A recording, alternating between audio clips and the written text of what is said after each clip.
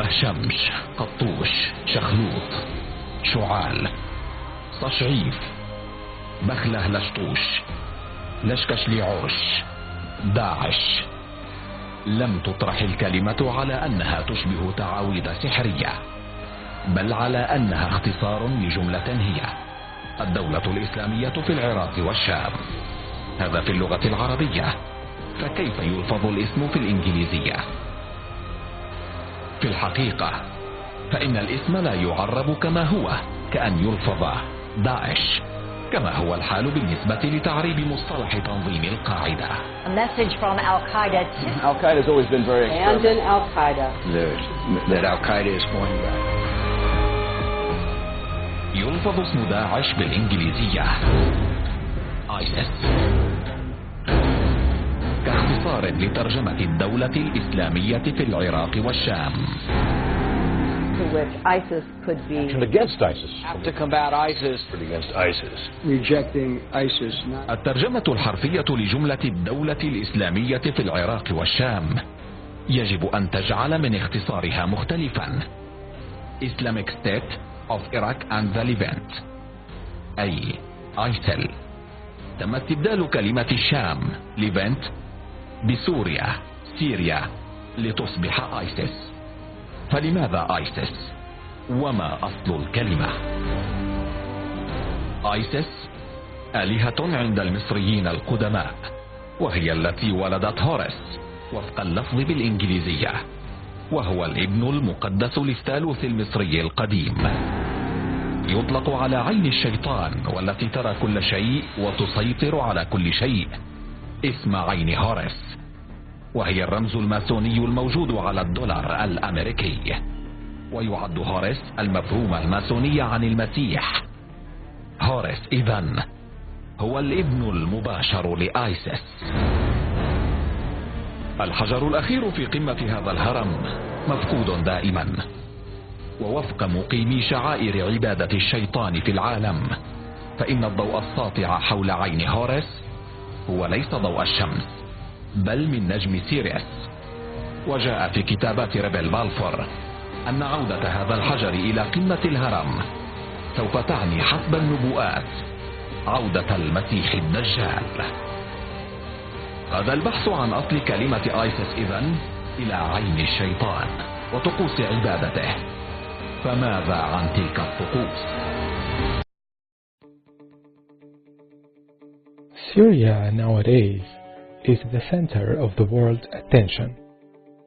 The country's rich culture and heritage is in danger, and Syrians find themselves in the face of the ugliest warfare that humanity has ever witnessed.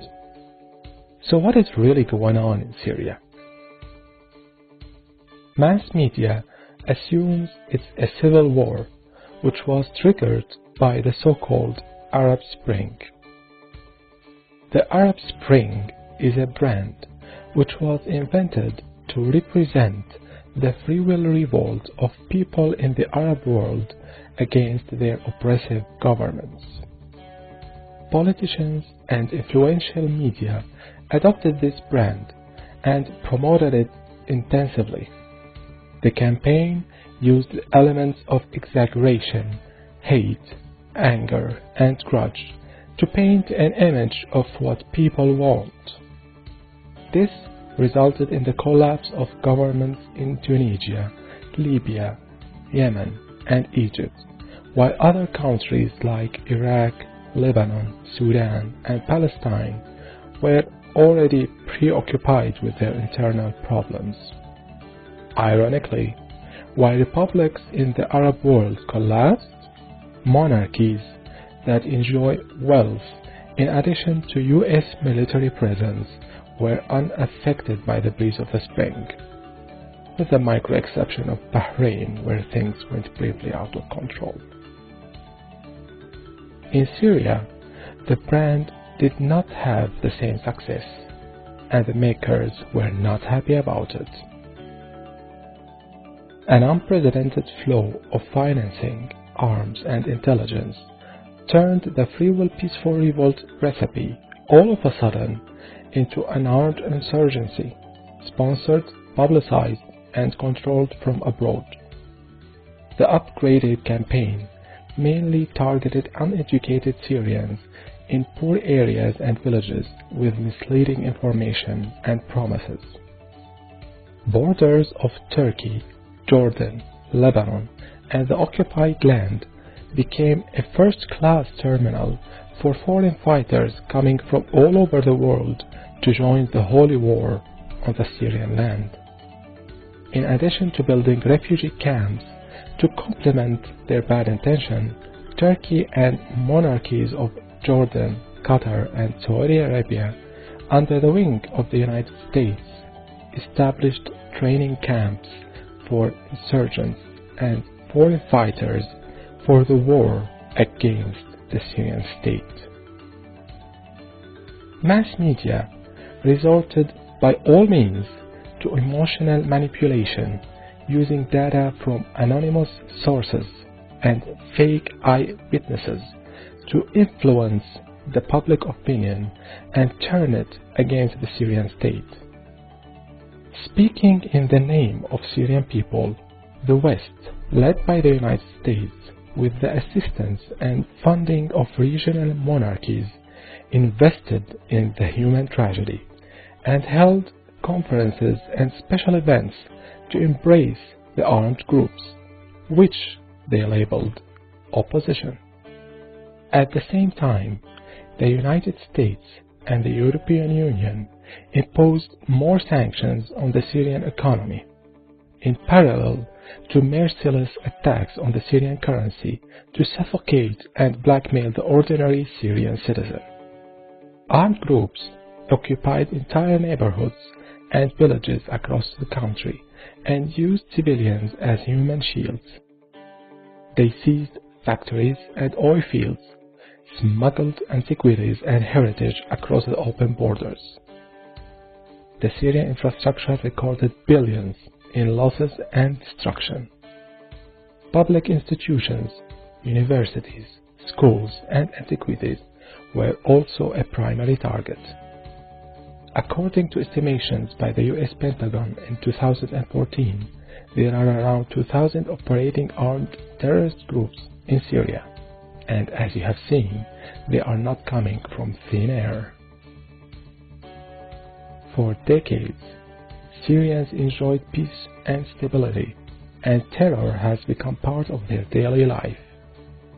Up until February 2015, 17,186 Syrian civilians, 1,867 among them are children, have died only by suicide bombing, random mortars, and shells.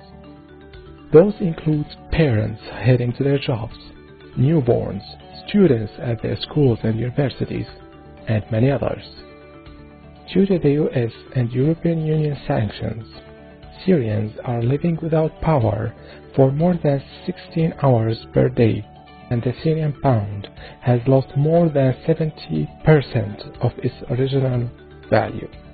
Syria residents are unable to travel for business or for tourism to most of the countries that label themselves as friends of Syria due to impossible visa restrictions. The UN estimates the number of Syrian refugees at 4 million. While it's investing heavily on media campaigns, weapon sales, funding, and training, the United States hosted only 500 of them. In their war on Iraq, the United States and its allies killed more than 1 million Iraqis over false pretexts. Do you see a pattern here? This is not a civil war.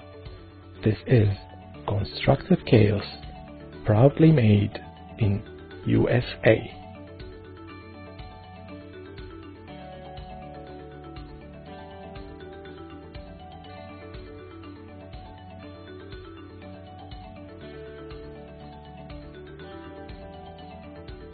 Exclusively on Facebook. صفحة عمارية نصر.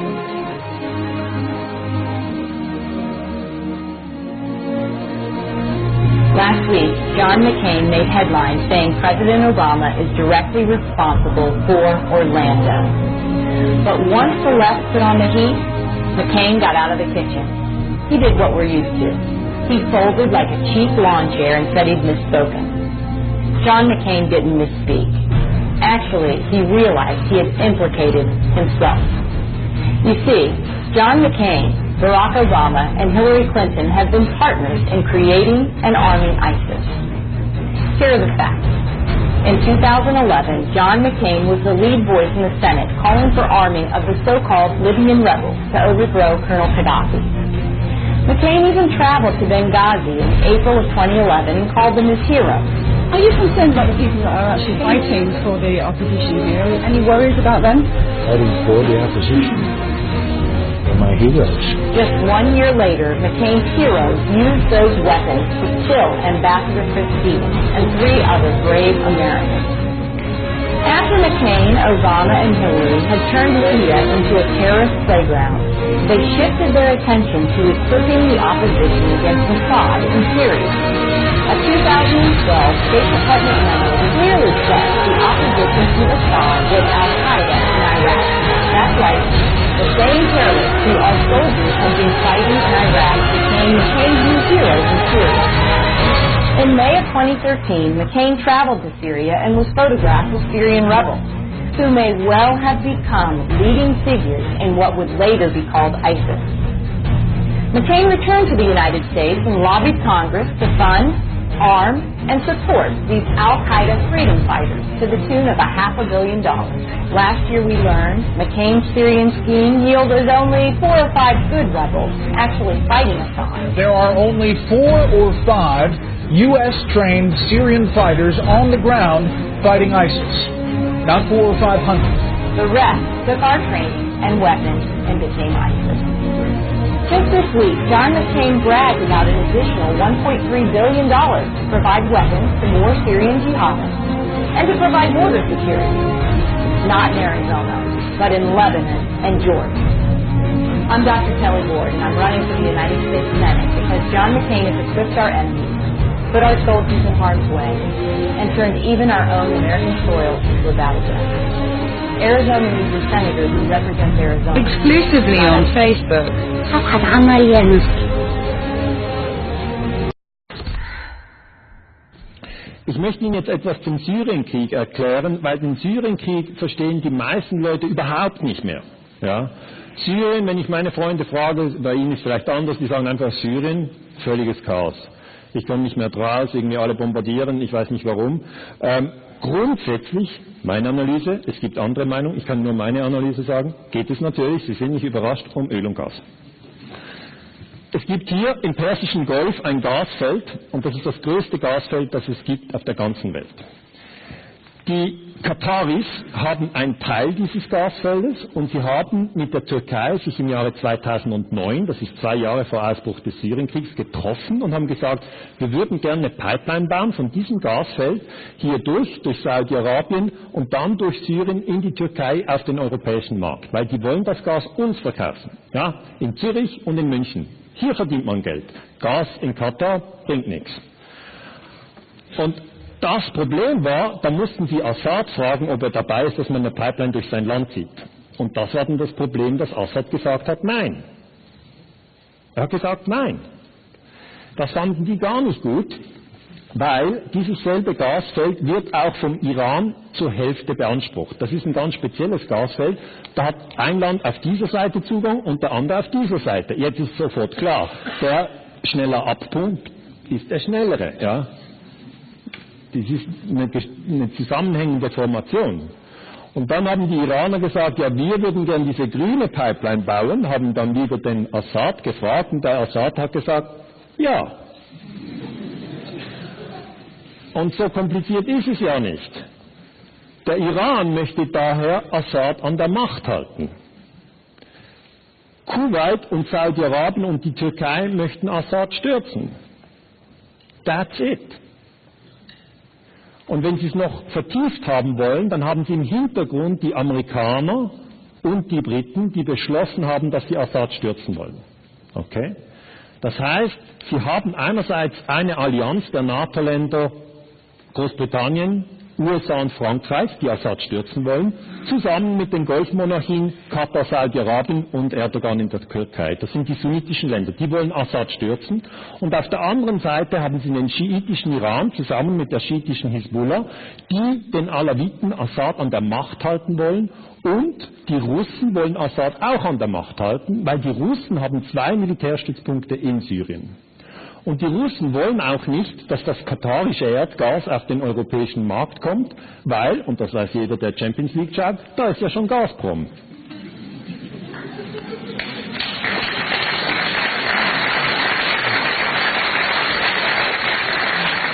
Es gibt viele Dinge, die die Leute völlig kompliziert finden, aber kompliziert ist es nur, wenn man dauernd verwirrt wird. Ja? Sie können alles so kompliziert darstellen, dass niemand mehr rauskommt, aber Sie könnten es von Anfang an einfach als Regime-Change erklären, auf der Basis von Geostrategie. Dann macht es Sinn, weil dann haben Sie auf der einen Seite die sunnitische Allianz, Katar, Saudi-Arabien, Türkei, plus Großbritannien, Frankreich und USA, die NATO-Länder, und auf der anderen Seite Russland, Iran, Hisbollah und Assad.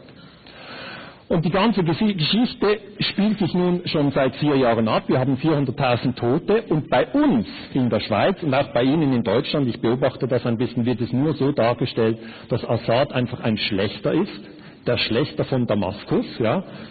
Von Öl und Gas hören Sie wieder mal nichts. Und dann steht auch, man hat nicht interveniert, sondern erst jetzt, wo der anfängt, sein Volk abzuschlachten, interveniert man. Und das stimmt so nicht, ja. Man hat absichtlich, Saudi-Arabien vor allem und die Türkei, hatten absichtlich radikale Dschihadisten in Syrien einsickern lassen, ja, um die dann eben sozusagen aufgefordert, die syrische Gesellschaft zu destabilisieren. Und das hat auch funktioniert, ja. Also wenn Sie Dschihadisten, die sehr radikal sind, die Leute umbringen, enthaupten, in ein Land einsickern lassen, Sie geben denen Waffen, dann können Sie jedes Land destabilisieren. Es ist sogar so gelaufen, dass man im Libyenkrieg, 2011 haben wir einen Libyenkrieg geführt, haben Gaddafi umgebracht. Dann hatte man noch viel Waffen dort, ja.